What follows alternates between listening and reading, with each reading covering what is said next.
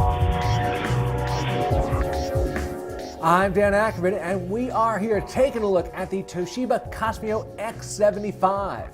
Now, it may look to you like this particular laptop has fallen through a time vortex of some kind from, I don't know, the mid-2000s or before. It's big, it's bulky, it's got crazy red accents.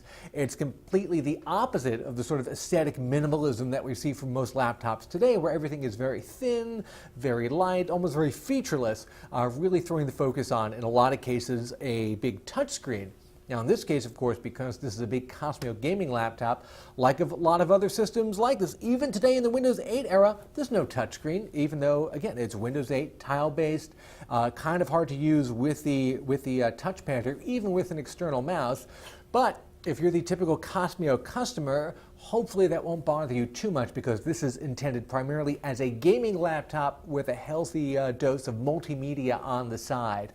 Maybe less of a pure gaming laptop than something you might get from Alienware or Origin PC, because this particular model has a rewritable Blu-ray drive and of course a big 1080p screen. So they figure you're doing games and you're doing multimedia, movie watching, movie night in the dorm room, that kind of stuff. Now, what I really love about the newest version of the Qosmio is they have updated it with the very latest in Intel 4th generation Core i-series processors, also known as Haswell, and it's also got one of the brand new NVIDIA 700 series graphics cards, in this case the 770M.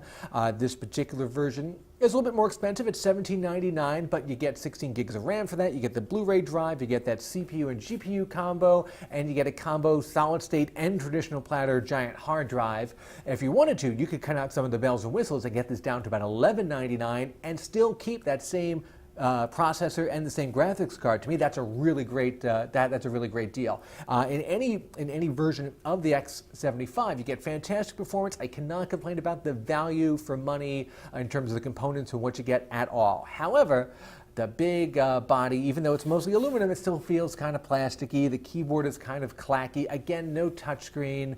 None of the other modern things you might see, like Thunderbolt or an NFC antenna or anything like that. It's really an old school laptop with new school components in it. If you're cool with that, if that's going to fit in with your dorm room aesthetic, well, then you've got a great bargain here. I'm Dan Ackerman, and that is the Toshiba Qosmio X75.